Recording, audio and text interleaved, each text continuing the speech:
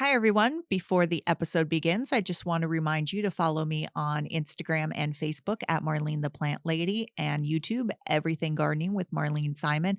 And remember, please, please, please rate and review on iTunes and Spotify. That just helps the podcast get noticed by more people, and then more people will become better gardeners. And that's what we all want. So enjoy the episode. Look at that plant. I want you to know that everything was grown in my garden. Don't touch that plant! Is it poisonous?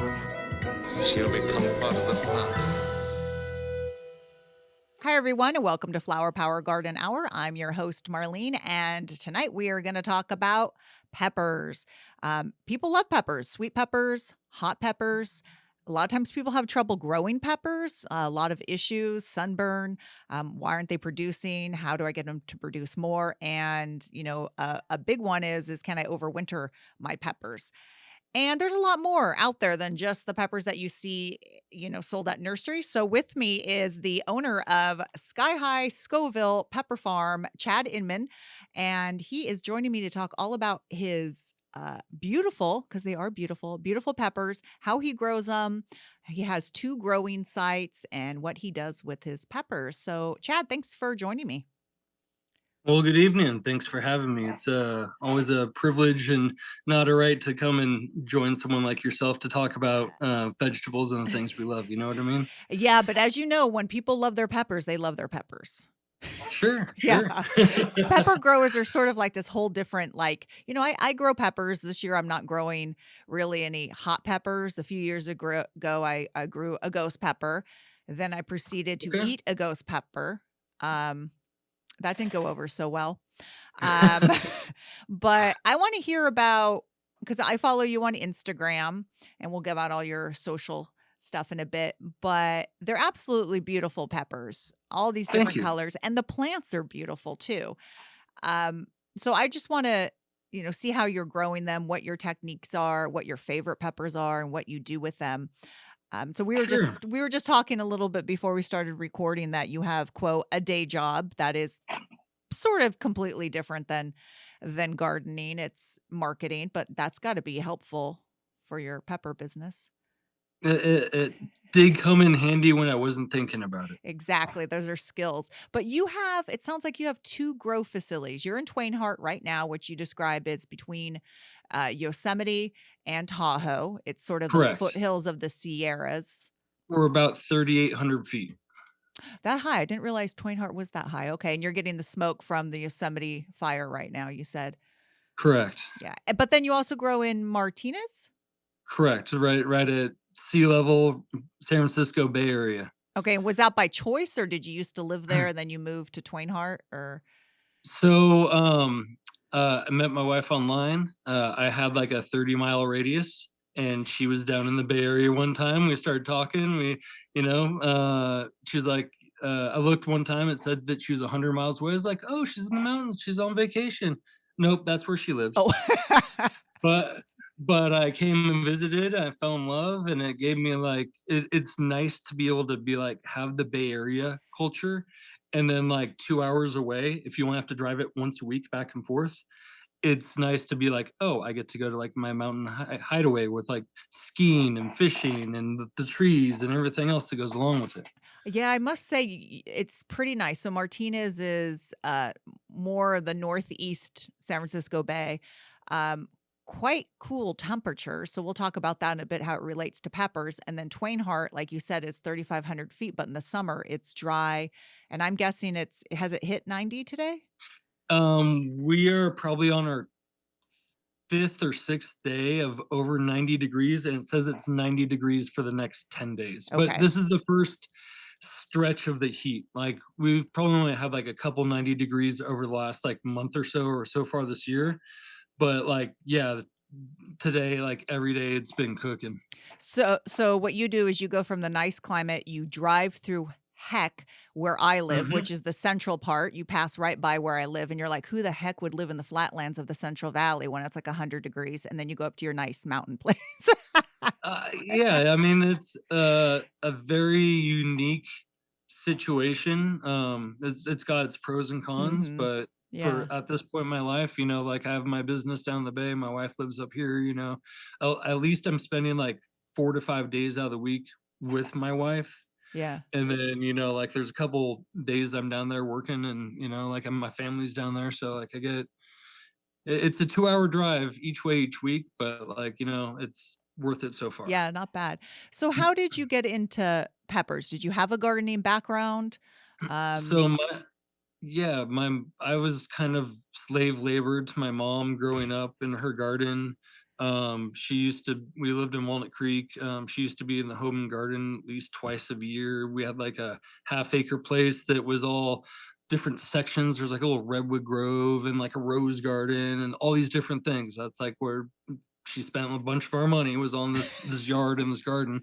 I didn't like it, but every Saturday and Oh. Sunday I knew that I woke up every morning and there was like of doing stuff in the garden, mowing the lawns, doing all that stuff.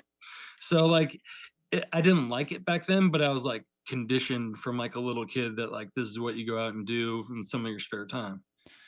God, see, that would have been just a dream for me, but if I think about it, maybe I wouldn't have liked it because you don't really like what your parents like. So, my Oh, parents didn't really garden, so I guess as a teenager, you sort of rebel against that, but, that would have been my dream if my mom was into it. it was one of those things like I wanted to go out and play with my Well, friends, yeah, there's that. but like, they're like, oh, I don't want to go to Chad's house. His mom is gonna make us do chores. Like that's been like I've been hearing that for like 30 years. Like, don't go to his mom's house. We love her. She's like the nicest lady ever, but like she's always got like a honeydew list as she calls it. You come in, she's like, "Oh, let me pull out the list." Oh, yeah. Well, we'll leave it at that for Yeah, talking about yeah, mom. Yeah. It's yeah, good. yeah. Okay. It's all right. I love my So, mom. so you have the basis. You were working in the soil. You understand how plants work. But then one day you just said, "Hey, I'm going to grow peppers," or it just No, so like I went to college in Chico. It's like a very ag place, even though that's not what I went there for. And like one of my houses, we ended up having like a big backyard. I was like, oh, like cheap college budget. I'm like, why don't I just grow my own like tomatoes and lettuce and onions and stuff like that for like burgers and pizzas or whatever. uh-huh. And that's where it caught on. Like I was like, okay, like after like a season or two, I was like, I know that I kind of want to do this for the rest of my life. They're like sometimes like you don't even have to be so successful. It's just you get I call it the runner's high, but it's the gardening high where you're just in the garden and you like kind of lose yourself and everything that's going on in the world, it just like fades away and you're just like, hey, I see some new growth on my plants. Like it's just very rewarding. So I was like, I want that in my life. So after college, I moved down to the Bay, got a place in Martinez. I was starting my marketing gig, and I have a side yard that's maybe like 20 by 40. It's not even like really big. It doesn't have the best sun. Like it gets sun kind of all day, but it's in between these two-story buildings, so like it gets shade different parts of the day. And I from what I learned in Chico, from like people that were growing different things, like I put in like a couple things of like chicken manure. I put in some like a bag of perlite, and then I just used like basic Fox Farm over the counter nutrients that you get at like any big box store. And I grow tomatoes and some bell peppers and tried pumpkins. I pretty much tried to just grow like any vegetable that they would sell at like Lowe's or Home Depot. I'd be like, oh, I haven't tried that one. Let's just grow like a big patch of whatever. And I've been doing that for a long time, but then I started just growing things that I like to eat because I was like, I don't like purple eggplant. Like I'm sure it's good on some things. Mix it in with pasta or something like that, but I don't need to have like 5 plants of it. Yeah. So I hit kind of maybe a plateau. I was like, yeah, I've kind of like grown everything. Like I know what I I enjoy it, but like I was losing some of the luster. So during COVID, me and my wife were I was like, hey, I have a great garden in the backyard at my house down the bay. I'm like, I just moved up here with you. You have this huge backyard. Like, let's start with a garden. So like the first year I did a couple beds. I'm like, all right, let's see if things survive here. It snows and there's snow on the ground for like 3 to 4 months out of the year. So like completely different environment from the Bay Area. So I tried to bring my knowledge from up down there, brought it up here, like, and was able to grow some tomatoes and some pumpkins and a couple other little things. I was like, okay, like we can start expanding this. So each year the gardens get bigger and bigger and bigger. And during COVID, we had trouble finding starts. Like all the Mhm. places were sold out.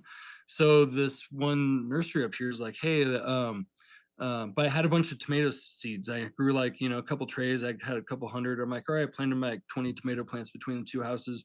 What do I do with the rest of them? They're just sitting, lingering in the tray in the backyard. And this guy was like, hey, I'll buy them from you. Like we're driving all over the place trying to get these starts. I was like, oh yeah. He's like, would you grow these next year? I was like, you mean like as like a business? Like, like order them? He's like, yeah, like I hate driving down the hill. Like, could you make these up here? I was like, sure. I was like, what would you want if I was going to do starter plants? Just entertaining the idea. What would you want? He's like, we want marchant peppers. I'm like, what the heck are those? And then he's like, it's like an Italian pickling pepper, kind of like a pepperoncini, but it's just like indigenous to like the California Sierra Nevadas, and people can't get enough of them up Hmm. here. I'm like, never heard of it, never seen it. I can do bell peppers, I like the toros. I was growing some like big sweets and jalapenos back in my house, nothing too spicy. I was like, I can do peppers. He's like, yeah, I'll buy like a couple hundred off you a week. I was like, are you kidding me? I was like, all right, like they may during COVID, my business was struggling. I wasn't able to go out and see companies. So I was like, all right, like let's see what it's all about. So I did further research. I was like, oh, internet, YouTube, all videos, everything pepper related. And people started getting into like these hot exotic peppers. I'd never heard of Mhm. anything hotter than a habanero. I was like, I've had it. I don't really like it. It's too spicy. Like, not my thing. So just never really did it. And I started seeing the pictures and I was like, oh, look at those Mhm. tails. Look at those colors. Those things are cool. I was like, I don't even know if I'm going to like eat one of them, but I just want to grow one of them. So I found a place somewhere that had a ghost pepper, and I was like, "Oh, cool, I got the ghost pepper." But like, I saw these videos, and like, I went on Facebook, and then like, there's all these pepper groups. I'm like, wait a second, there's people that like garden that only grow peppers, they don't grow any other vegetable. That's like all they do, and they do like hundreds of them. Like, what's wrong with these freaks? Like, this is weird, Like, but it. I learned that like peppers are like one of the few garden groups that only grow just that vegetable. Yeah, I'm not gonna, generalize too many of them, but, a lot of them are former cannabis growers, I think, Sure. where I think maybe I shouldn't say that, but I think there's something interesting about peppers. They're beautiful, like you said, you're not even into hot peppers, but they're beautiful, and it is a little cultish, little bit. Yeah. You don't even know the wormhole is like I've just been in this game a couple years, and there's some deep dark wormholes and Mhm. histories and people who stole this and that, and oh, the drama. It's like they could make like a legit TV show about like just the different personalities of the, because I'm on like dozens of these pepper Facebook groups from all over the world. But there's like in America, there is definitely like different regions and different people, and they all have their characters, because this is something I believe that's probably true in all gardening is an individual sport. And Mhm. what I mean by that is because I play disc golf and I build disc golf courses as a hobby. It's a very social thing. But I was told one time that disc golf is a very individual sport, which means you don't always have team players.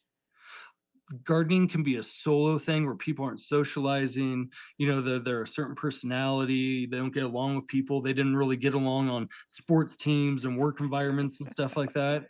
So you have like people that like pour their hearts, they found an outlet. But then when you talk to them, you're like, whoa, you have some social problems. Like how you talk to people, how you treat people, how you do everything. Like it's amazing that there's these people you admire, and they're like, oh, they're really mean, they're jerks. Yeah. Like, oh no, I really love their work, but they're jerks. They're like mean to everyone, like, and they're outcast. And there's these groups and this drama. Oh man, it's a whole nother Oh, one. that's that gosh, we need to talk about that one day. That could be it's like the real pepper growers of whatever county. It's Well, drama. I'm Well, sure. I know a little bit about it because, I interviewed he's no longer on Instagram because I think he got really upset, is Pepper Breeder.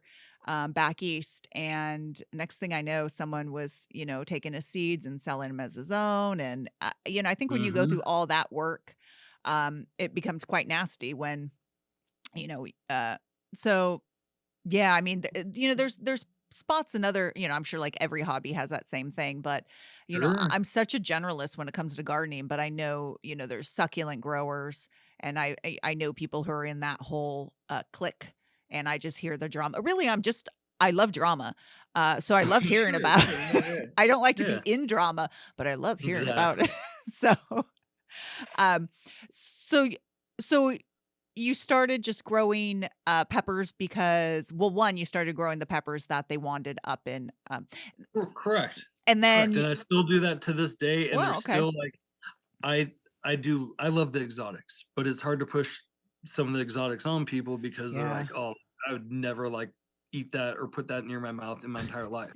And we'll get into, like, the reasons why it's okay, but there's the most super hot peppers can be, like, the best things for people that'll never even try them. Yeah, but But, man, when they're so hot though. Ooh. yeah, so on this pepper group, I was like, I can't just do a ghost. I need more. Like Mm. I had an instant addiction, even though I'd like never done it before. So there's this. I was going on. I was writing some. I bought some seeds from a couple different Baker Creek. Some like the big Mhm. ones on online. I was like, oh, these are cool. And then I posted on some pepper thing. Oh, look at the seeds I got. And this guy was like, hey, I got starter plants of like all these exotics. I'm like, oh, where? He's like Stockton. I was like, oh, that's just down the hill. I Yeah. drive by there every single week, twice a week. So I met up with this guy, and like he was got into like what I'm doing like a couple years before I am. And his name's Travis. He's got TJ's Exotic Capsaicin down the valley, and he's kind of my partner in this whole thing. I've Okay. been like his apprentice. He's the one that kind of like brought me up as a neophyte to like get to where I am right now real quick. Like he cut me across a lot of quarters. Like most of what I know is from the internet and from him. So like he was able to get me like 10, 15 different types of plants, and I put them at both houses. But I grew them that season the way I grew the rest of my vegetables, Mhm. and they didn't get the results that I saw him get and I saw the people online getting. And Interesting. I really had to like come back to a hey, I know nothing, my hands up for help, start me from square one. So the whole next year, because I had the gig where I had these we sell to like 5 or 6 nurseries up in my county now, these marchand peppers along with like some of the other ones that we do. Like since he's in the valley, he's like, hey, I can do he's like, I'm a guy that does starters, that's why I'm getting you these plants. He's like, would they want these starters? So we kind of like teamed up, and now we supply all these different nurseries with these exotic hot peppers as starter plants. So but over the next year, he built like a big huge grow room. I built a big huge grow room, all the LED lights, all the racks. He had like a specific way that he likes to mix his different soils for the best germination and the best heat. And I just followed everything he said and just killed it. And then going into the year, the plants that I grew last year, normally you think of a pepper plant, it's like 2, 3 feet tall. A lot of these were 6, 7 feet tall. They're taller than me. I didn't even believe it myself. Wow. From growing one year where they just grow like a foot or two tall and get a Yeah. couple peppers, to growing a pepper that's 5, 6 feet tall and getting hundreds of peppers. Okay, so let's break down. So you start by seed, and so explain what your grow room looks like and when you start the seeds. Okay. So I we'll start, yeah, like So it's not a greenhouse. Did you choose sure. purposely not to do a greenhouse? And you just So yeah, for a couple different reasons. One, my place in the Bay Area doesn't really have a big enough backyard for a greenhouse, and like you and I looked down, they have small ones, but like Mhm. it wasn't the right fit for the spot. Like I believe in greenhouses. I have one up here at Twainhart, Okay. and I love it. But it wasn't the right fit for that backyard spot. It's just an awkward area to work around. Got it.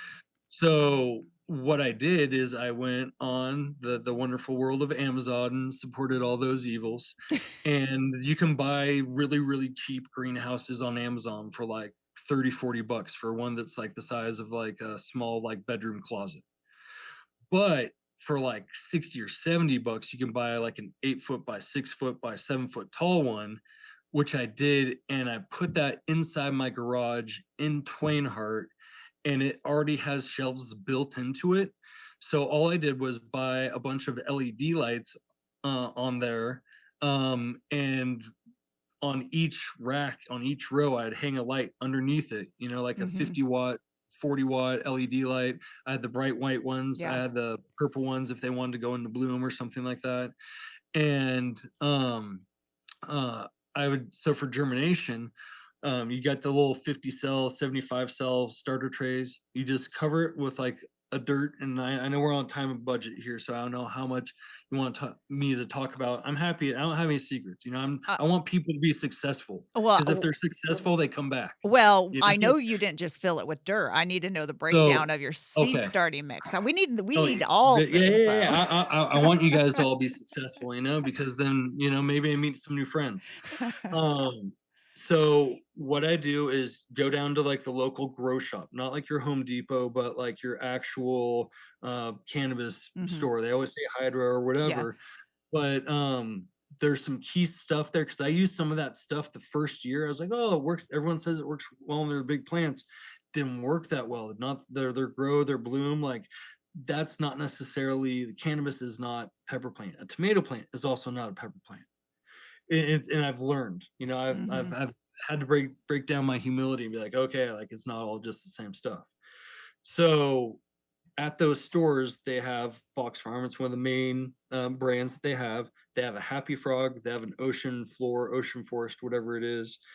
My Travis, he gave me his recipe, and it's all right. We're not giving out too many secrets, Okay. but you get a bag of each of those. You mix those together. You get some peat moss.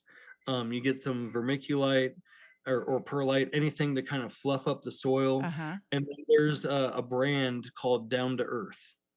And Down to Earth is, you always walk past it and you're like, oh, they look like old cereal boxes from like the 70s. They're all like a light brown. They got some different old pictures on them and stuff like that.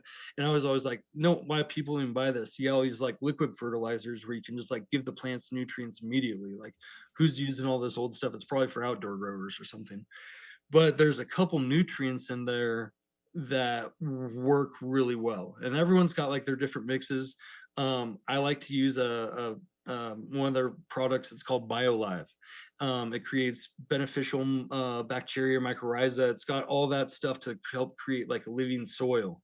So I try to use that on all my plants. Like everything I plant anywhere, I'm always throwing like a handful or two at the bit where the roots are. I'm like, Okay. oh, let's build that root colony. Let's get that thing going like immediately. And then we get some bone meal and some fish meal. For whatever reason, vegetables and especially peppers like fish products. I'd never used a fish emulsion before. I'd never used any of that type of stuff. They love it. They thrive on it. You do it like the side by side test. Uh-huh. The fish products produce bigger, greener, fuller plants. Like Hmm. I don't have the science behind it. I just know it works. Yeah. You know, Okay. I've done like the pot nutrients, and then the fish nutrients, and then the miracle grow, and then the nothing. Like all the same plant, like 5 rows, and you can just see the ones that do better. You're like, oh, obviously I'm doing Well, that for fish them. emulsion is actually my go-to suggestion, mainly because I don't want people burning their plants. And almost always it's just a slight nitrogen people have with their plants in general. And it's a nice Sure. foliar one. So I'm always like, fish emulsion, and it has some trace minerals. But that's interesting to see that you did some side-by-side experiments. So this is all just for your seed starting mix right now. Or is Correct. okay. Correct. Wow. So Okay. I That's a use lot. That's a lot going in the well, seed well, starter well, mix. well. So like, but like, when you're doing like last year, like the year before, we did like 10,000 plants, and then Ooh. like last year, I think we did like 7,000 as starters that we were selling out to nurseries and the ones that we're keeping ourselves. Wow. So like we're gonna go to like the extra limit to get these different things, but like Mhm. if you get boxes of this stuff, they're all like 10-15 bucks each. If you spend like the $100, you're set for like a couple of years. Yeah, For okay. like Yeah, for 'cause like all your plants, it's like stuff doesn't go bad. It's all powder. yeah, yeah. The main thing is the bulk is the soil. And what was the size of the cell trays? You start them in the Just like whatever It For or doesn't really I do 72 like this or yeah, the it's probably the 72. okay. Like, they're, like, inch pots maybe or half inch or something. Okay. Mhm. Okay. Um, but so pretty much, um, just those 2 soils, the happy frog and the ocean floor or Okay. forest, Yeah. and a little BioLive mixed in there. Like, if we put in 5 this is how we do it. Put it, um, in a 5-gallon bucket. Uh-huh. This is how we mix it. We put, a quarter of the ocean, a quarter of the happy frog, a couple handfuls of the peat moss to fluff it up, maybe a handful or 2 of perlite. Because like peppers, you gotta think like tomatoes are huge plants, they grow really quick. Peppers are usually small, stunted, like smaller plants, because since they grow slow, their roots Mhm. kind of grow slow. They're growing at the same speed as their roots. So like you really have to make that soil light Yeah. when they're like small for them to grow quickly. You want to like get those that root ball going as quick as possible. Like up to the 1 gallon size, I try to make everything as light and fluffy and well drained as possible because that's going to give you your quickest root ball, at Yeah. least in my Okay. experience. That's a good tip. That's a good tip. Yeah. So like I cover the whole entire the tray with all the cells completely to the top with dirt. And then you just take like a Sharpie and just poke a little hole, maybe a half inch down on every single cell, drop a seed or sometimes 2 seeds. Like I'll do side by side 2 pokes because sometimes Mhm. seeds won't take. Do 2 side by side, take the healthier one out if you have the access to that many seeds. And then I do in the bottom because it's got a water tray underneath. It comes as a set. Okay. Cells on top, water on the bottom. Uh-huh. I keep probably about a quarter inch of water in there at all points in time, so Ah, that okay. So you do so that bottom water. moisture just Okay. always is soaking up. But I'll spray bottle the whole top tray because if you pour water on it, Yeah. all of a sudden that seeds it's right off the top. You don't want to plant them too deep. You want them to be like quarter of inch off the top of the soil to get that first leaf out and get it start getting light as soon as possible. So But if you pour water across the top, all the seeds just float to the top. So it's better to spray bottle them because it keeps the soil moist the first time. yeah. Well, I mean, since you're mixing, you're pre-mixing everything in a bucket, and yeah, peat moss, it's really hard to wet when it's dry. So I imagine you're wetting everything before you're putting it in the cells. I Well, mean, no, I put it in the cells. I just dump the dirt over the top of the cell tray, mhm, shake it off, wipe it off, mm, and then I just lightly pack down each cell and then poke that pen in there, okay, put the seed in there. But that's why I use a spray bottle got because then it. it keeps everything, like the first time you water it, you Yeah. want it whenever you water like a new plant, it's always going to fluff up and kind of like the soil is going to go everywhere. Yeah. So you want to saturate it without it making a mess. Okay. Okay. Um, and so the seeds covered about a quarter inch, you said?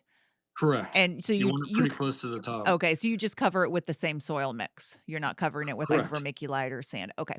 All right. No, just Okay. just just just keeping it like that, and then, like I said, I put a quarter inch to a half inch of water just Mhm. down the bottom where it's just outside of the dirt hanging in the water, and because you want to, it's always the fine mixture. You want to keep it moist, but you don't want it to be too moist, but you don't want it to dry out. Yeah. Yeah. So having that water in there prevents them from drying out as much. Yeah, because what Like it's kind of just like the fail safe that creates a humidity that keeps the soil like from drying out. mhm. I thought there was a question I was gonna ask. I forget. But yeah, it is a fine balance because, I have researchers who are not plant people and they will just saturate their pots by submerging them. But if you let that soil dry out when a seed is emerging, that could be the life of it right there because you Correct. don't see that it's even emerging and you let it dry and that's it. And it's such a bummer. And like the reason like I do the extra steps also is because all these strains that I'm growing, they're super rare. Like you Yeah. can't buy them on the internet. Like they're all other people's crosses that other people have made. They're all hand-me-downs. They're all, hey, I'm gonna mail this in a self-stamped, self-addressed envelope in the mail back and forth. Like you can't buy the stuff. So like Mhm. if you're 5 seeds or 10 seeds that they send you, if they don't germinate, like you're gonna ask that person, be like, oh, like you killed them all, can I have them again? You know? Yeah, that's not good. That's one, it's embarrassing too. It's not good practice. But okay, so you start this in your So place in Martinez. I or start Twain in Hart? both places. So Okay. in both places in my garage, I bought an 6 by 8, $60, $70 pop-up little greenhouse with its own built-in shelves, and I bought some LED lights, strung them along each shelf on the bottom, so you could put multiple trays in there. And then I have these black trays. They come with a little humididome that keeps Mhm. all the moisture inside, and I just sit them in there, let them cook, and within like a week and a half to 2 weeks, you'll start to see like the lower the heat, you usually get sprouted quicker. The some of these exotics, Uh-huh. it can be like 3 4 weeks, and you've given up on it so many times, and all of a sudden you start seeing little sprouts coming up. You're like, man, like, I thought you were uh, dead. yeah, Do you thought you were a lost use cause. do So you use bottom heat? and I've done that before. So in Twain Hart, where it's below 32 degrees outside in January when I start my seeds, yeah, I'll use heat mats. Okay. In the Bay Area where it's 70 degrees, nah, like the lights, because I have enough lights in my room, the ambient temperature is like 75, 80 degrees in there. So it's fine. Like it doesn't need the extra. Well, like I'm sure, like, and I've done it before. I've put like the heat mats under them. I bought a bunch when I first started out. And then I didn't see those trays hit germination rates faster than the other trays. Got it. Okay, Like so I didn't know, and I was like, "Oh, those are extra sockets that I can plug in more lights." more Like lights, I know, yeah. get rid of the heat mats, get more lights. Um, so I was gonna ask you when you started them. So you start both places in January, but you're able to Correct. start them in January in Twain Hart, even though it's 30 degrees because it's inside a greenhouse. So it's inside your Correct. garage, but it's inside this greenhouse. Um, Eh, and the lights I imagine are keeping it warm, or do you have and then you said yes. maybe bottom heat just to keep it warm. So like the bottom plants, like I if I have trays like on the very bottom shelf, I'll put them on that because the heat rises. And what I do is because like yeah, you can buy these portable grow rooms like for pot sellers, but they're like hundreds, thousands of dollars for like these all. You don't need all that. You just Mm-mm. need an enclosed space that will hold the heat. So why not just buy a cheap one it's fine. Like you zip it up, Yeah. all the heat stays in there. And then what I do is I went to, big box store, and you can buy a big long roll of black like painter's tarp. It's like $10 for like a 10 foot by 20 foot sheet, and you just throw it over the top, and then you don't have bright lights shining out everywhere, and it keeps more heat in because it's the second layer of insulation. So you use the lights right away. As soon Correct. as you see them, you turn the lights on. So it's not like you wait for germination, then you turn lights on. No, I just as soon as I get them in the soil and get them wet and damp, I put the humididome on and I stick them right under a light, Okay. like 6 inches under one of these LED lights. Yeah. I mean, these LED strip lights are so amazing. I have so many in my greenhouse room. They're addicting. I'm like, "Ooh, I have a spot here. I could add more. Ooh, I could add more." And they have that nice clean light, whereas before, Mhm. you could only get the purple and it looked like you had Sure. like a red light district going on in your house or I something. know, I know. Um, okay, so now you've got your seeds planted. We got your seed starting mix. We got the trays. We got, the lights, when and how. So that's fairly early, January. Mhm. Correct. Um, and so let's say, they start germinating. Like you said, the hotter ones could take a while. And I think that's a big problem with people with hot peppers too, is they're like, well, I had these and they see their sweet peppers germinating. So they just assume their hot peppers aren't going to take and they leave them. Mhm. Yeah. I mean, I've had some peppers, just weird strains that I've got that aren't even necessarily hot and they just take forever. And it's like you get one and you're like, woohoo. Um, Yeah. okay, so once they start germinating, you're keeping them moist. When do you switch out? Do you ever? I imagine if they're still in the cells, you're always going to continue the bottom watering, or do you switch over to? Correct. Okay, all right, It so, like, the reason why, 'cause I learned all these things, like, I learned the hard way, and I was like, "Travis, what are you doing?" They're like, "This is why you do this." "Oh, there we go." So, another reason why like, when they get their, like, 3rd set of leaves, you can do, like, 3rd through 5th set, like, 2nd through, 5th sets where, like, the true the leaves, right? yeah, the Okay, true leaves coming through, I'm pretty comfortable with my environment, so I take them out like maybe a little bit smaller than I should, but like like it's certain times a year. So it's like I got to dedicate X amount of hours during different nights. Be like, all right, like, sorry, wife, I gotta go do this for like 2 hours, and Yeah. I just gotta like machine it through to get to all these plants Yeah. done. So when they get like, like maybe 2 inches, 3 inches tall, I put them in uh the little 1 inch pots. Like rose pots. That we call Yeah, them rose the pots. but They're they're in like one by one by like maybe like two. They're like Yeah. taller. Okay. Yeah. So the individual pots that now they get moved out of the cell trays, they move into the pots. Now what's your soil mix for moving them into there? S So yeah, and they're the ones that you could fit 32 of those in one of those black trays. Got it. Okay. Um, and so the soil mix, go back to the same soil mix that we use, but now we're going to be adding in some bone meal and some fish meal. Okay, so same exact mix. This is when you add in the bone meal and the fish meal. Yes, because like Got it. I grow the root ball the size of a 1 gallon, like the inside of a 1 gallon pot of like their root ball of how I grow my plants is exactly the same, and it changes when it goes into something bigger. Got it. Like, because I'm trying to create like the biggest possible root ball. Those roots Mhm. grow slow. Yeah. I want to like turbocharge those things any opportunity I get. Okay.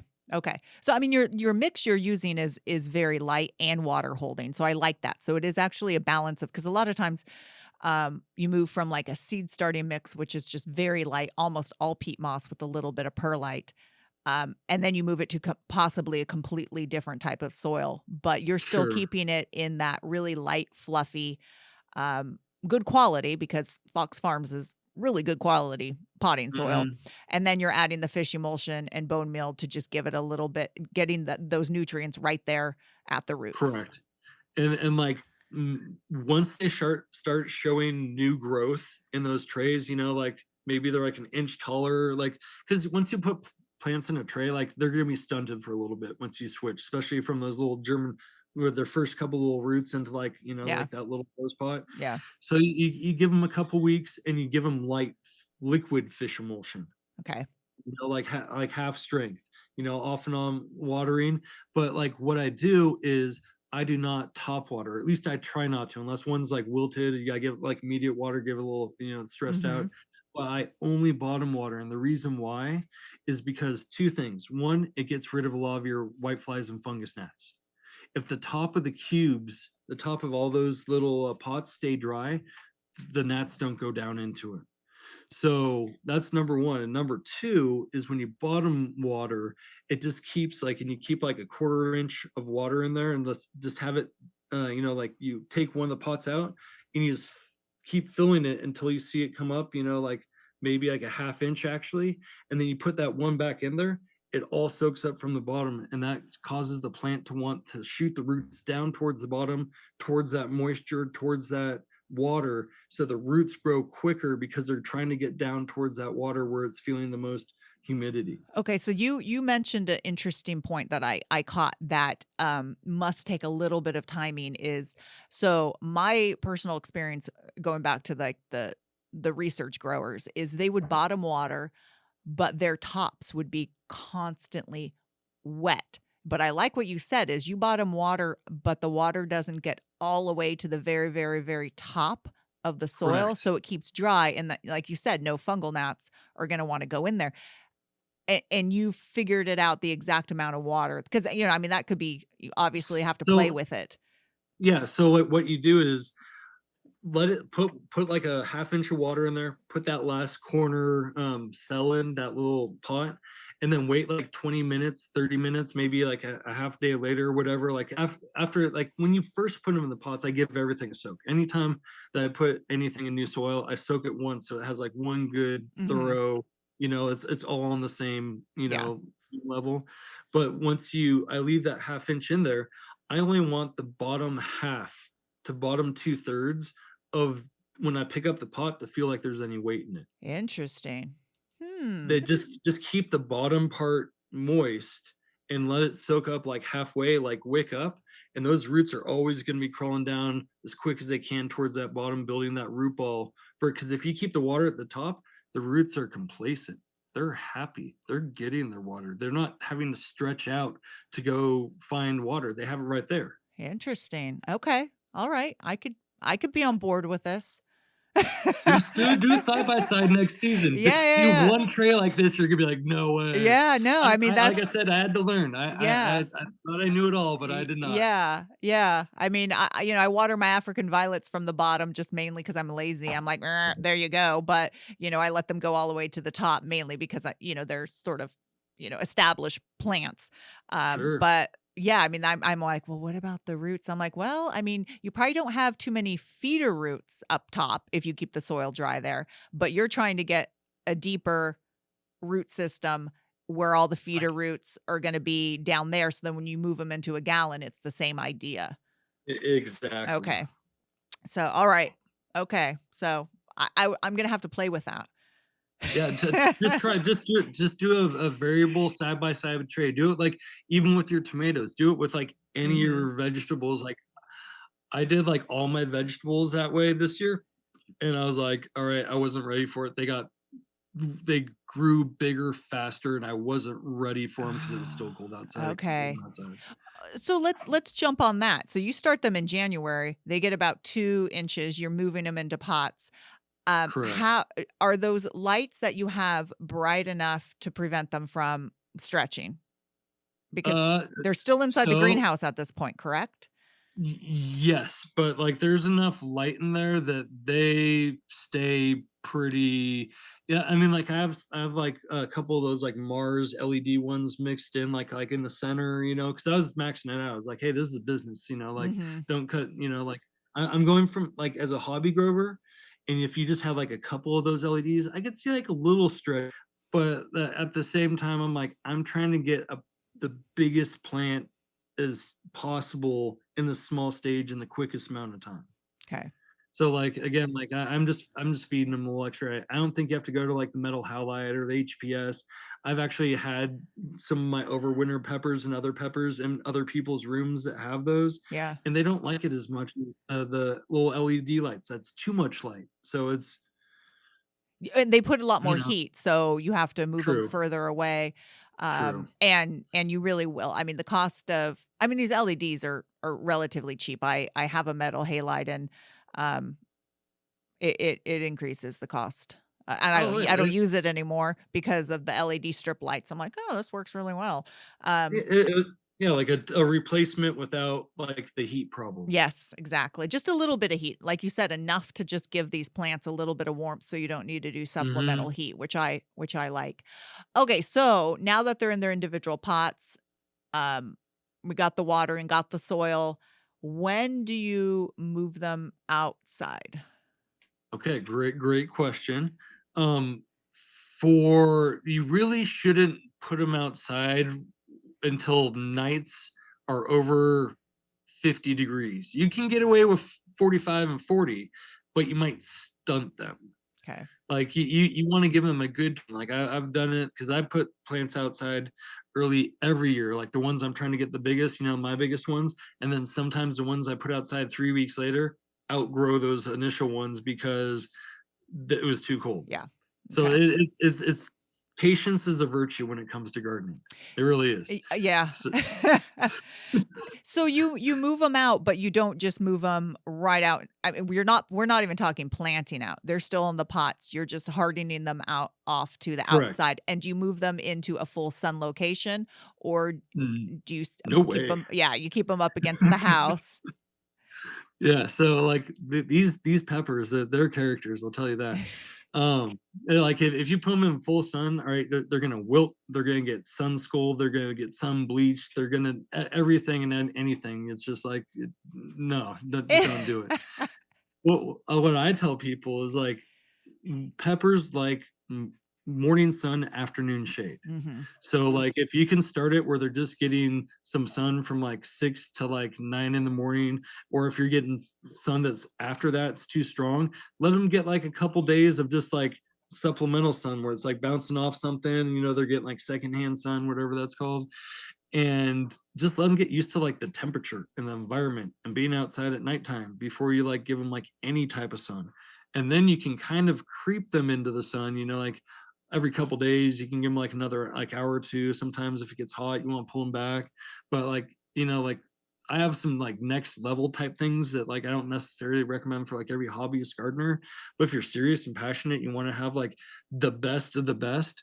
Peppers like grow really well under sunshades. And I know that might not be like a common thing, and people like are like, what's a sunshade? Um, there are these things you can buy online, or it's tough to find them like locally. Like I think I haven't seen them in a lot of grocery stores. I haven't seen them in a lot of big box stores. So online's probably the better way to get it.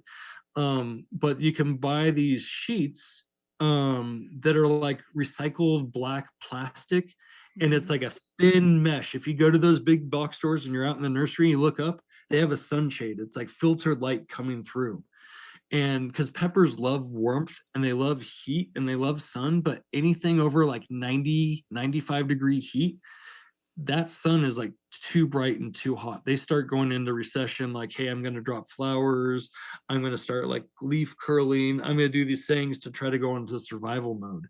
And it was best described to me is if you are outside without a hat and sunglasses on and you are uncomfortable, your plant is probably uncomfortable. Yeah. Um, and you get a lot of if you bake it to the fruiting stage, you're gonna have sunburn on your peppers, Correct. because the foliage isn't gonna be there. And I will say that I was never a big believer in shading your peppers.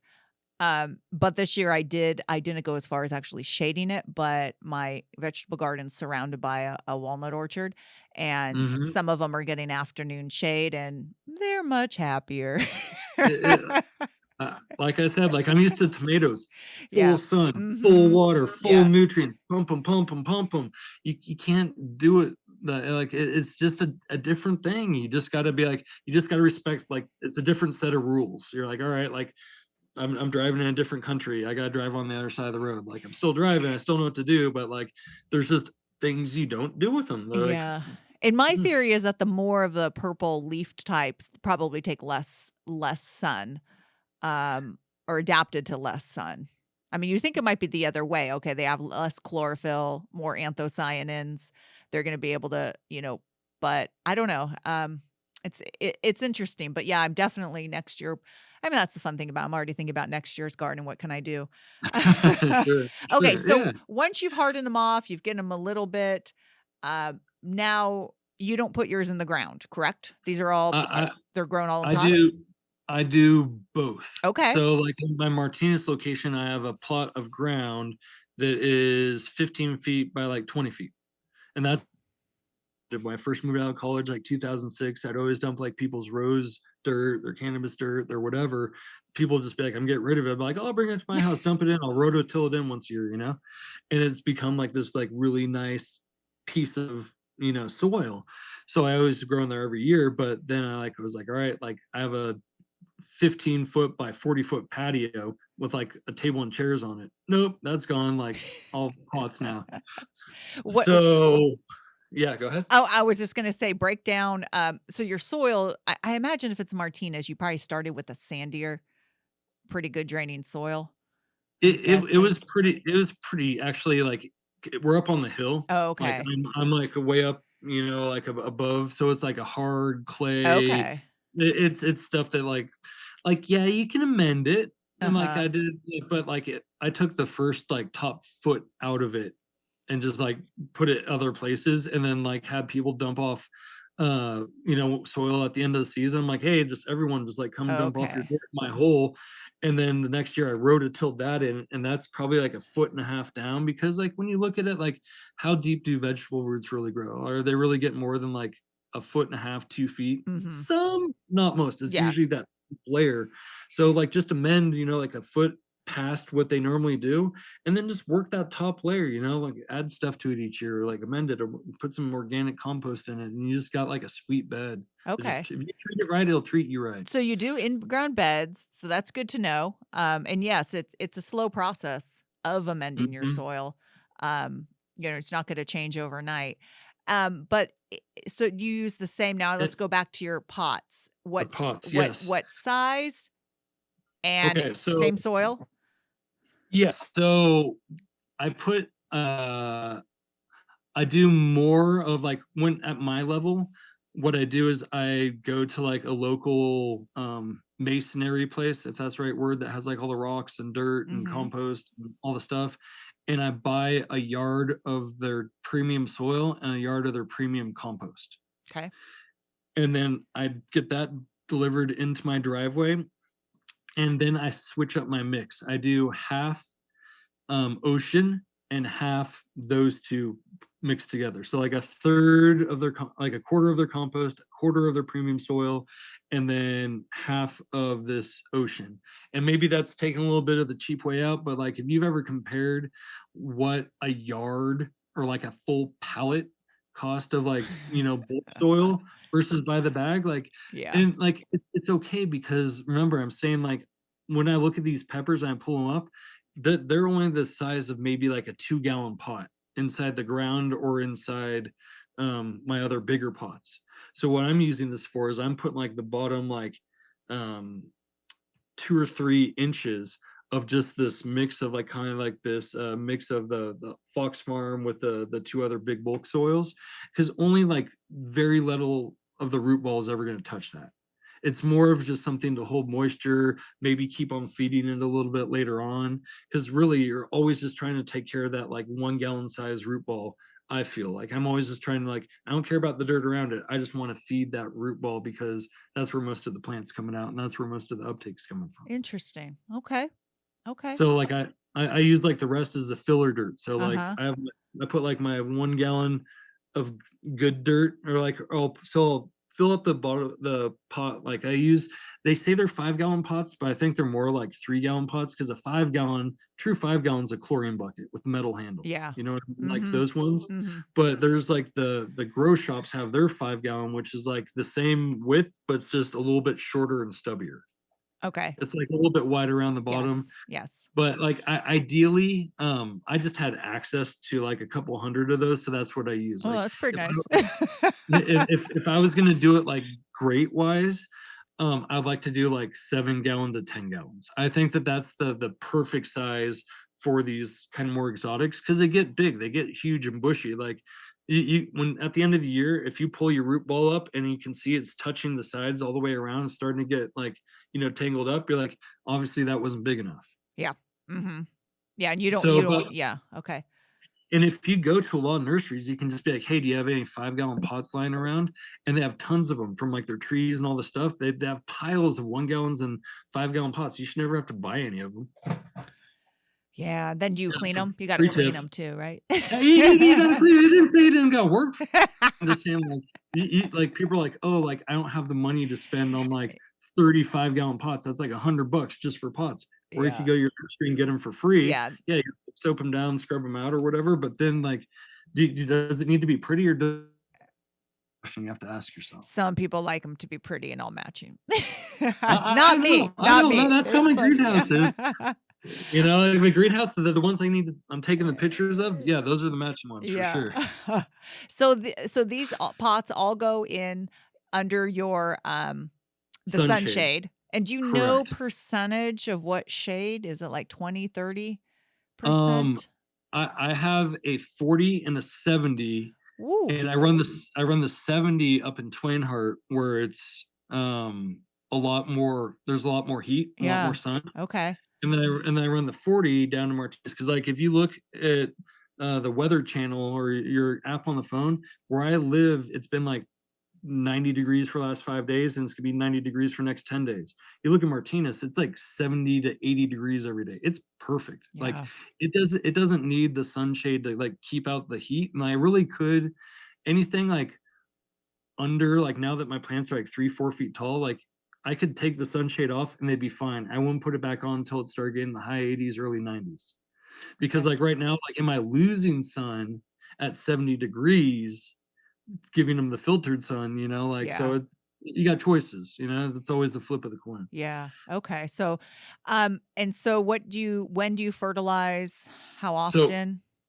every 2 weeks, I fertilize. I try to keep it. I've used like the expensive stuff against some of the cheaper stuff, and I think Alaska, you can buy the big big box Mhm. stores, the Alaska fish emulsion. It's like $20 for a gallon of it.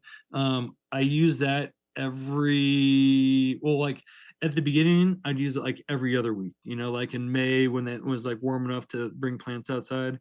And once I saw new growth and they were like a foot taller from the middle of June, even right now, once every week. So every weekend, I try to do it on weekends because I have the extra time. I'll do the first week I'll do like the full strength of Alaska. The second week I'll do a half strength of Alaska, and I'll do a full strength of seaweed extract. Okay. Got it. And because like this is like the veg time of the year, like this is the last hurrah. Like Mhm. summer solstice already happened, the sun's already changing, the days are getting shorter, plants are starting to be like, hey, like, am I supposed to bloom now? So we're trying to get like the most veg, the most growth possible out of these things. There's still plenty of time to bloom, but we want to get these plants as big as possible so we have the most budding sites, the most production out of them. So like I'm hitting them with the Alaska every single week, along with that, with the seaweed extract, and they're big, they're lush, their leaves are getting, beautiful. I'm not getting all the wrinkles because I got them in the shade. If you look at your pepper plants and they got wrinkles on them, the leaves, they got Uh-huh. wrinkles or they're curled, that's one of two things: either too much water, not enough water, or too much sun. You put them under a sunshade and you're like, oh wow, like these leaves are all big and they're soft and they're smooth. And then you put them in a greenhouse and you're like, oh, they're perfect, they look like the internet. I'm telling you, like I did like 30 plants in the sun, 30 plants under Uh-huh. a sunshade, 30 plants in the greenhouse, and you can see the significance and how much better they are the Yeah. more protected and better environment they Yeah. have. Yeah. Uh, when do you cut out the fertilizing? um so probably like second week of August. Like you could start cutting it out right now, and or you could start hitting it with some bloom. Like some people do, some people don't. I like to give them like a couple weeks of bloom to like really like force the plant to be like, hey, like I need to get my butt in gear and get these flowers out like as quick as possible. So probably like second, like, but I'm still trying to get my plants as big as possible. Mm, okay. There's the, because you don't want to just grow like use the veg fertilizer forever, because then you're gonna grow like 8 foot tall Exactly. plants with no Yeah. peppers. So like right now, like a lot of my peppers, like even though I'm strictly on like the veg juice, um, they're all shooting out flowers. I'm having pods. Just started getting some of the greenhouse in Twainhart because it's been warm out. The ones in the bay have had pods on the plants for weeks, so like they're already trying to. They already know what to do, but probably like maybe the first week of August, like this next week, I'll hit the Bay Area ones with some bloom, and I'll still just use that Alaska bloom. You don't have to get the expensive stuff. You just want to change that MPK where the plant's like, hey, like I need to switch over. Just give them like the signal to do it. And then I'll probably wait a couple weeks because I'm a couple weeks behind up here in Twainhart, and I'll do the same thing. And then I'll probably just feed them water and then give them like a week or two, and then maybe I'll hit them like with another bloom mid to end August, saying like, hey, like for any of these ones that are like big and bushy, they don't have any flowers on them yet. Like, what can I do to like really be like, hey, like you need to like get your bloom on.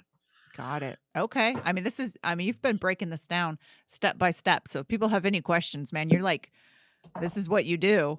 I want people to be successful Yeah. because again, like the first couple of years I got people plants, they died, they didn't come back. I Yeah. started teaching Mhm. people how to grow, and they had like they're like, oh, it's so cool, and I got all this stuff. I'm like, all right, and then they're like, hey, like what else you got next year? Yeah. I need a challenge. I think one of the biggest problems people have, especially with hot peppers, is not producing on them. Do you think it's because they have them in too much sun and they're aborting the flowers, or they're just not being patient and waiting enough? Or what is your experience and feel about that? That's the $1 million question. Like I like what I've said, if you follow those steps, it give you a great platform to be successful. It will not make you Got successful, but it it. will give you that opportunity. Um, but it really comes down to every grower is different, every growing condition's different. Like my grows are even though they're in the same part, they're both in California, just being with different types of soil, different types of sun, even like my grow versus the person across the street, and I'm helping out out with all their stuff. And sometimes their stuff looks bigger and better than mine. I'm like, oh, you got more sun. You have like 3, 4 more hours of sun than me. Like that it shows. We're doing the same exact thing. I'm copying the same recipe. I'm cooking the same chocolate chip cookie in my neighbor's house, but their cookies are bigger. You're like, what's going What's on going here? on? Yeah. Yeah. So, uh, but like with the smoke coming in, I know a lot of people, like whether to their tomatoes or whatever, Yeah. the last couple of years, they're like, oh, I'm growing big plants. I'm not getting the buds. I'm not getting the flowers. The flowers are dying. They're falling off. So the smoke's been really interesting for us in California because we're learning. We're not used to that. It wasn't Yeah. always like that. But then like also your soil, you got to make sure that you're not like an acidic soil or hard clay. You don't want like the water just sitting there logging. Like you want like if it's whether it's in the pot or whether, because when all my pots, they're on drip emitters. I do 3 minutes every morning, 7 a.m. They get that much water. It's maybe like 3 or 4 cups of water, and that's like their water for the day. It sinks to the bottom. The bottom half of the pot stay heavy. The tops get light by the afternoon and into the night. But it's just for whatever reason it's a good mix, at least for where I am between my two setups. Completely different, but they're both successful doing Hmm. it that way. Do you just have one emitter or do you have Yeah, I just have one drip emitter, doing like interesting? a Okay. half gallon, for a couple minutes, Okay. and I adjust it because I'll pick up the pot again. If the bottom quarter third of it feels heavy, Mm-hmm. it's right. If that pot is really light, maybe I'll switch up the emitter and do like a full gallon per hour till I get that. Every day, I just want to pick up like the next morning before the sprinklers come on, like either in the evening or in the next morning, I want to be able to pick up that pot and just have that third of the bottom feel heavy and the rest of it feel light. We're good. Okay. Okay. I mean that's we're talking about how we're in a drought and everything, but that's not much water at all. So I think it's probably that No, that peat moss is holding that moisture in.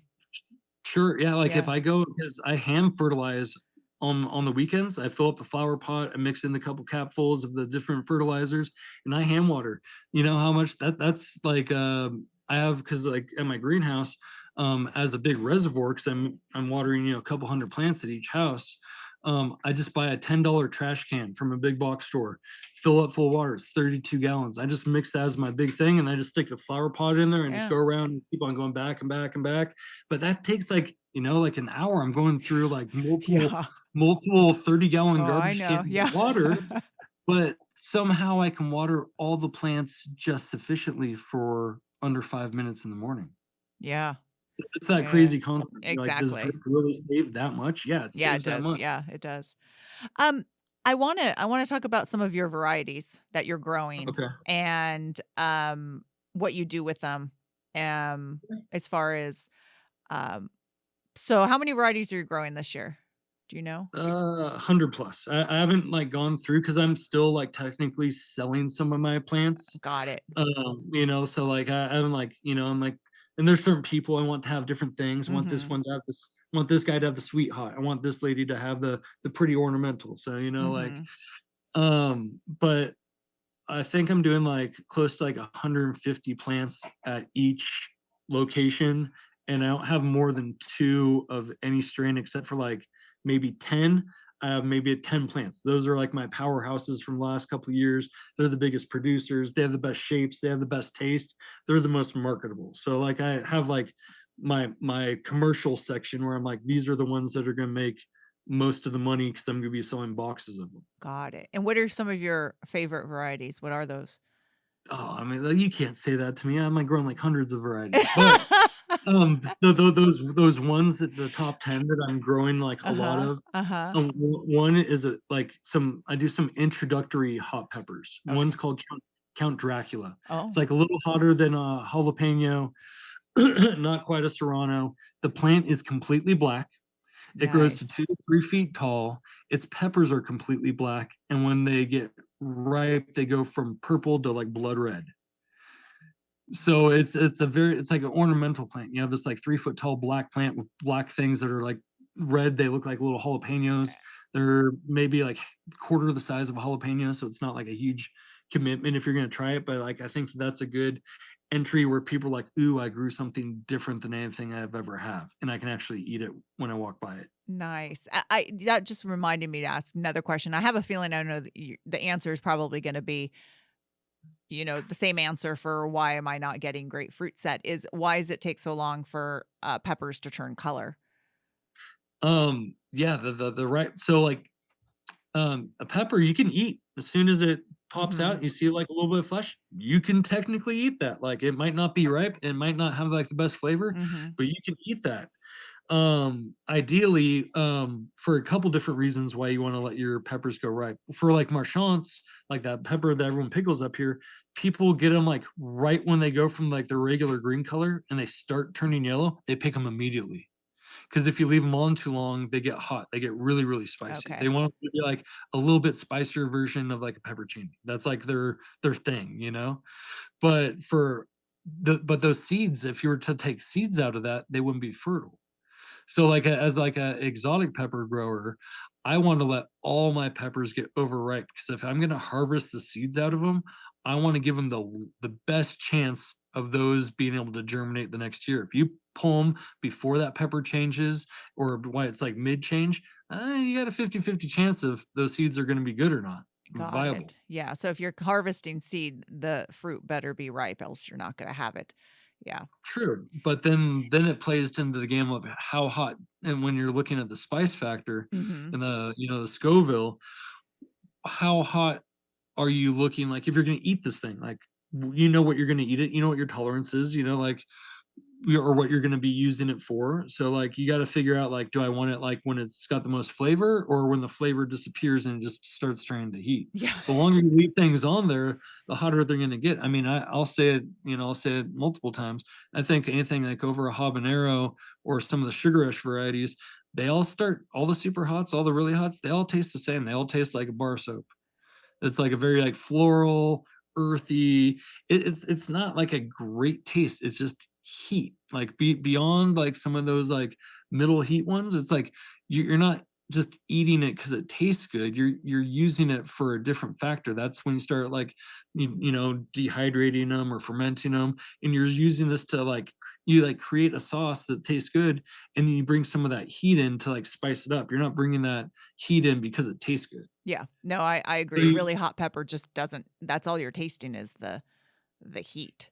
You're not but if you tasting eat a taste. lot of them, all like, I try peppers off of every single plant I grow. I don't even really like spicy stuff that's really that hot, but, like, I figure, like, if I grow it, I gotta, like, boss up and show people I can eat it.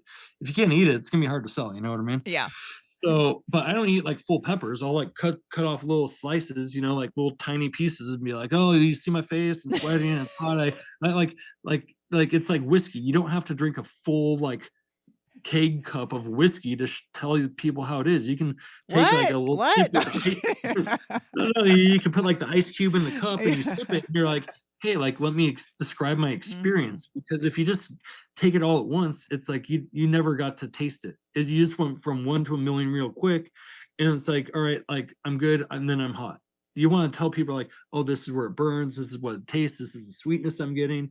Like you want to get small pieces, and that's why with my peppers, like not only do I sell the starter plants, not only do I sell the pods, but I also sell like the powders. Like what I do with mine, like I Mhm. collect the seeds because I'm trying to grow more for people to experience themselves.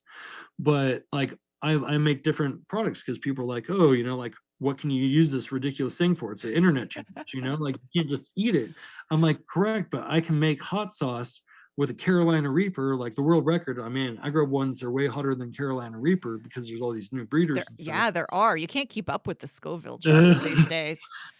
But like I can take a Carolina Reaper and make a hot sauce that's Taco Bell mild heat or like Tabasco or Cholula, like because you just dilute it out. Like you just don't have to use a whole lot of it. You can still like how I make hot sauce is I make a delicious sauce, something that tastes good, and I bring in the heat afterwards. Mm. Like, So I wanna just make something that tastes like the completely no heat at all, like, I just want great flavor, and then I'll bring in the pepper powder Yeah. Like I'll take peppers, I'll dehydrate them, I'll put them in a coffee grinder, a personalized $10 like electronic coffee grinder, buzz it, turn into a powder, put it in a jar, and then I just have instant like salt or pepper. You just add it in, it just brings heat to your food. It's Interesting. great. Any of your favorite hot sauces at home that you have, or sauces you have in your refrigerator, you just dump a couple little shakes of the dust on there, stir it around, and all of a sudden it's got a whole new level of heat. Where do you sell your sauces and I'm not like it's hard to be a hot sauce maker, and Yeah. the reason why is not because of the flavor. It's because if you ferment things, and that's what like keeps like the stability and the shelf life longer, Uh-huh.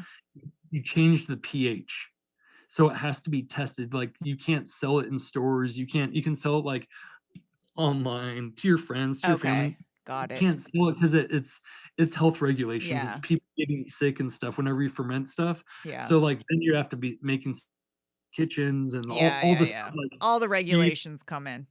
yeah, you either like stay under the radar and you like build like a good like internet following and people will buy hundreds of bottles off you, or you gotta like be like, all right, I'm gonna suck it up and pay like 10, 15 grand or whatever it is for all the licensing and all the stuff to go professional. So you just you sell it locally to Correct. word of mouth. But So, but yeah. like yeah, like it's like with social media, it's really easy to, Yeah. and then like so like every Christmas time, I'm do a couple hot sauces every summertime and do a couple hot sauces, and I make fun labels and I put them like in small like 2 to 3 ounce containers. And what I do always when I make my hot sauce is I make one that's like very low heat, like jalapeno heat. Like I'll just put like a little bit of the capsaicin and the different things I make in there, and then I'll make a hotter version of it. So I always have like the regular heat and then like the extreme heat Got it. Yeah. of each one. So if I give these people these like little 2, 3 ounce bottles, they taste the first one, they're like, oh yeah, let me get like a big bottle of that. And they taste the hot one, they're like, wow, that was crazy. I don't think I want to buy a big bottle of that Yeah. one.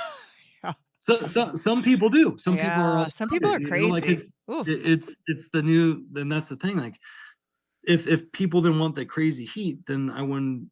There wouldn't be a market for it. Yeah. Yeah.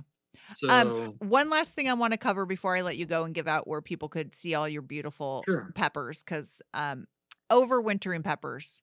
Oh yeah. Do you overwinter any of your mother plants, the ones you consider, and what are the I steps?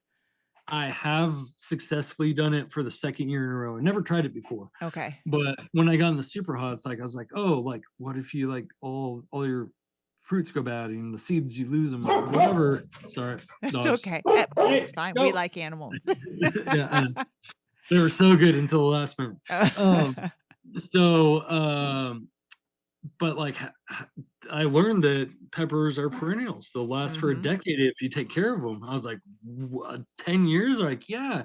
And like after the first year or two, they get big, like they can be like 2 to 3 times the size and put out 2 to 3 times as much as that first year because it's got this huge established root ball. I was like, Mhm. oh, I got to try that out. So I've seen lots of YouTube videos, but the way I've been successful is if it's in the ground, if it's in a pot, dig it up the size of the root ball, the size of like a 3 gallon, like a 3 to 4 gallon. You don't want to dig up like that your final root size. So dig it up, like conservatively around the outside, pull up the whole root ball, and then with a hose, shake it, like spray it out, and trim everything back down to the size that it will fit in a 1 gallon pot with new dirt mixed in. Okay, so you're putting them in first of all, when are you digging them Oh, up? What's a sweet time to dig them up? so different season. Like up here in Twin Heart, it's Yeah. October. Okay. That's when you get Mhm. 3 days of frost, your That's it. plant's done. Yeah. Like so, like that. It is what it is. In the Bay Area, I can go through December. Yeah. So basically Um, before frost because they're not gonna yes, yeah. Okay. And you yeah. So and you'll see the cold nights, so the leaves will start turning brown. Like the ones you really want to keep, even like like once things start like looking shrivelly and start looking like they're wearing down, you want to keep them healthy to overwinter them. So what you want to do is I cut at the second V. So like your pepper plant has a stalk, it comes up, it does a V, and it goes up and does another V. Mhm. I cut all the branches from that second V up off, take off Okay. all the leaves. So maybe I have like 5 or 6 little scraggly branches sticking out. I dig up the root ball, Well, you can do it either way, out of order, that Uh-huh. doesn't matter. And then spray it with a hose like a power washer and kind of like rinse out all the roots. You'll have a big root mass. Cut it down to the size that it'll fit in a 1 gallon bucket or a 2 gallon pot with some new dirt put in there with it. Okay. So Then what you do, you and even then go ahead. you even do that with your ones in pots? Oh yeah, Wow, okay. So you knock them back down a bit into a 1 or 2 gallon. yes. Okay. Because they've been getting hit with, like, bone meal and, like, some, like, bloom fertilizers. I Mhm. wanna get them like, out of the bloom stuff. There could be still bloom salts, built up around the container and stuff like that. I wanna give them fresh new soil, give them a good watering, and then you could all they need is, like, supplemental light. They don't even need, like, a real light. As long as it doesn't get, like, under, like, 40 degrees, you could put in your garage window, in some bedroom in the corner somewhere, behind a TV, whatever, like, as long as they're getting, like, some supplemental light and it's not getting below freezing and you go and water them, you don't have to, like, soak the whole thing. You can just give it, like, a cup of water, like, once a month, like, you just they'll like, if the pot feels light, like it's all the way dry, give it a little water. Okay. But for the most part, because there aren't any leaves, it's not growing. If you put some water in there, it's just gonna evaporate at, like, the room's precipitation, whatever rate, Mhm. whatever that word is, or that theory. Like, you just wanna keep it like you don't want it to, like, sit there and be, like, wet. It'll mold, you'll get root rot, because it's not growing. It's not growing, exactly. Yeah. You just wanna give it, like, a little water.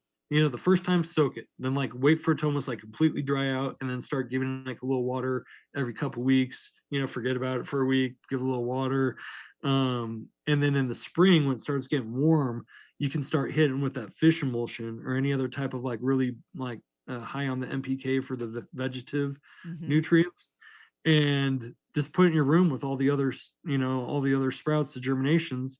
And then if when it's ready to go outside, wait for those above 45, 50-degree nights consistently.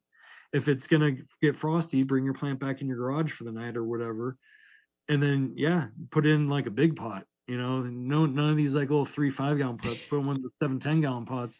You don't get a shrub. Wow. Yeah, I mean, these plants are beautiful, especially the ones that you're growing. I like them just for the beauty of the plant, I must say. I mean, I don't think Yeah, my palate's that discerning on peppers, but it's the beauty of some of these peppers and the flowers and the foliage. I'm like, "Ooh, that's pretty." no, like that. Yeah, there's a plant that I grow that's one of my favorites. It's called pockmark, and it grows very tall and lanky, and it grows like 6, 7 feet tall, Oh. and it's completely black. Its peppers are shrivelly with tails and completely black. But in the fall, like right around Halloween time, they all start turning ripe to like a molten hot orange lava, and it looks like this black plant is hanging like hundreds of little like orange lanterns everywhere.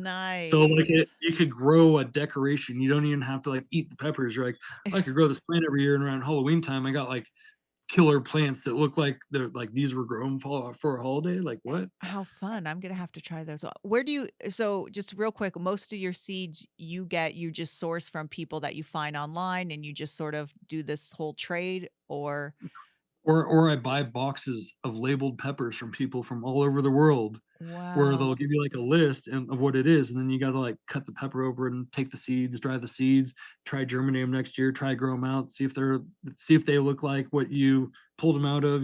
So there's a whole process that could take like a season or two before Yeah. you're actually like comfortable, like saying like, hey, this is the one that I want to do.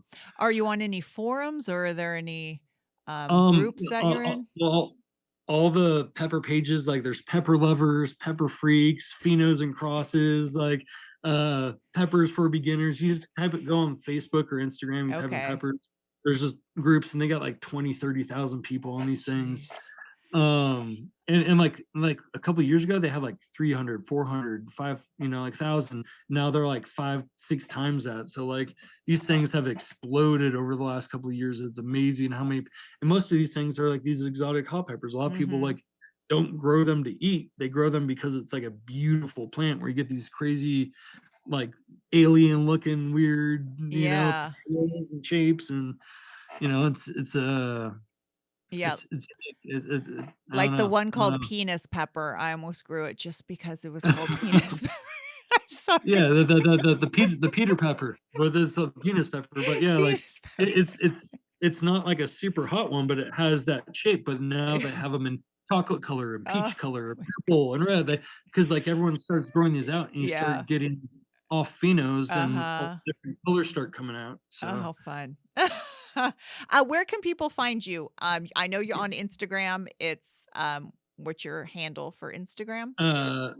both for Facebook and for Instagram, it's Sky High Scoville Pepper Farm. Okay. Um, I haven't done I have an Etsy store, but it doesn't move as much as like the online community, like through Instagram, through Facebook. I can post pictures of like my plants or my seeds or the peppers like that I sell boxes of, Uh-huh. and they sell out instantly. Like I can't grow enough to like hold the demand of what I do. Wow. And that's Okay. why I was saying the guy that taught me, that guy Travis down in the valley, he's got to grow that's the size of a soccer field. Wow. I'll have to So have him he's on down the road. yeah, no, he'd love to be on there full commercial Oh, scale. Like he doesn't sell by like the pepper, he sells by the pound. He's like, oh, I'm not labeling this stuff. It's all, he sells to big hot sauce producers and big barbecue rub people and stuff like that. well, But like it's the local TV show I work for has a reporter based down in Stockton. He would be cool to ooh. visit. Yeah, maybe. So, off air, I should, So we'll keep yeah, talking about stuff. yeah. So, yeah, that'd be cool to see, but so at the end of the season, you're gonna be selling boxes of peppers? Yeah, well, starting probably in like the next like 3 to 4 weeks. Okay, So, okay. like, typically what people buy is a small, like, if you go to the post office, they have the shipping boxes. They have Mhm. a small flat rate shipping box. About 25 to 30 peppers fit in there, and normally they go for like when you're buying it that bulk, like $1 per pepper, but it comes with and you can pay a little bit more. You can pay, instead of like $25 for a box, you can pay like $35 a box, and you can get all your peppers labeled. So it'll have a master cheat sheet that has all the peppers that were grown in the grow, and then each stem will have a piece of masking tape or a sticker on it with a number, and you can match that pepper up with the Okay. list, and then you get, because like that's how I got into this. You can go on Baker Creek and buy 10 seeds for $5, or you can buy a pepper that you can actually see, be like, this isn't like gonna be some jalapeno that turns out of this thing. I got to actually see the pepper that I'm pulling the seeds out of. I know it's gonna look something like this, Yeah. and you get to try it out, be like, oh, that was crazy hot, or that had that flavor, and then you can decide, like, do I want a lot of those, do I want a few of those, Yeah, that's a and fun then way. you get like 25 to 50 seeds versus 10 seeds for $1 versus $5. Yeah. So like if you like, you can spend 25 bucks at or 30 bucks at Mhm. one of those online things and get five kinds, or you can spend 25, 35 bucks and get a fresh pepper that you can taste all of them, and then Yeah, have 10 times as many seeds of 25 different varieties exactly. next year versus five. Well, plus you're supporting a small business. It's Correct. fun. You get to go through even the process of drying the seeds and starting them, so you feel Mhm. like you own it even more. Yep. And to be honest, the variety is much. There's only, even though Baker Creek, we keep mentioning them, they have a good variety of peppers, but I haven't really seen Correct. too many that look like the crazy ones you're growing. They Um, have like, and one of the main reasons, and I want to stress this for people that are listening, is most of my peppers that I grow are not stabilized. And what mm, that means is, for most places won't sell seeds like online, like these bigger mhm, places won't sell them unless they're stabilized. That yeah, means they've gone through like 8 generations, 8 seasons, always picking off a specific looking pepper each time, and growing that kind, and then growing that kind, and growing that kind, because that's what starts to create plants that where all the peppers look the same. mhm, Well, right now, I'm on like, people have grown it out like once or twice or maybe 3 times, and then they sent their seeds out to their friends. So I have like that generation. So like half of the peppers on my plants look good, and like a half of them to like a third of them are questionable. They're either going to look like habaneros, and they're going to be like round weird blobs, or they're going to have like kind of tails, but they won't have these perfect bumpy tails, bright color, like, mhm. so it's like that's the reason why those companies don't sell a lot of the stuff that I have is one because it hasn't hit the market yet, but it's not fully stabilized. Like people are still getting these peppers and then chasing their own phenotypes. Like maybe I like how this looks, but I don't want it to have a tail. So every the next couple seasons, I'll just keep on picking the pepper without a tail until my plant looks like that. Yeah, and that's, people who breed, like I've had Brad Gates from the wild boar tomatoes. That's his whole thing, is just picking ones that and growing them out. And, I think he grows them out enough seasons for them to be stable because, a lot of people are like, I want what my neighbor has. I want exactly see what that Hmm. picture. But then in the, the succulent world, just as an instance, I work with a lot of succulent people, and that's the fun, is seeing what you get from seeds. And, Hmm. that's the fun part. You may not get all beautiful ones, but you may get even more beautiful ones. You never know. Yeah, like, and I get like weird ones that like because they're not stable, I grow out and they look different Yeah. than they did last year. I'm like, oh, like like that one wasn't stable. Like I get plants that'll be like full green leaf that now are purple leaf. Yeah. Like so like it's just because like there's it, they Yeah. just like aren't ready yet. But so I have a lot of the stable ones, the ones that you can buy in the Mhm. stores, but, like, I specialize in, like, the coolest, newest, hippest ones that aren't stable, but, like, when you look at them, 'em, you're like, I need that. Yeah. I want that. I've never seen anything like that before in my entire life. I don't know That's, why like, a I need it, but I beautiful. need it. Yeah, yeah. Oh, this has been, I mean, I could talk to you forever, and I'll probably have to have you on again with, Cool. with Travis down in, Yeah. Oh, yeah. Stockton. That'd be fun because, we didn't hit upon, there's so many things to talk about peppers, but you broke down so many things that I think are incredibly helpful for people. I mean, some of the stuff you do, I'm like, ooh, ooh, I mean, I'm gonna have to try some of that, and definitely shading peppers is a huge one. And so everyone should chat out Sky High Scoville Pepper Farm on Instagram and Facebook. That's where you could see all of his beautiful peppers and maybe start Yeah, buying some you boxes. can yeah, you can message me, Okay. like, I drive back and forth across the bay all the time, so if you're local, I'm happy to drop them off somewhere, Oh, but that's if nice. not, we can ship them out, like, what I do is I take a picture of them. You get to see what they are, put them in a box, they come to you within 2 days, they hold up pretty good, Mhm. so Yeah. That's not I mean, that's pretty fun.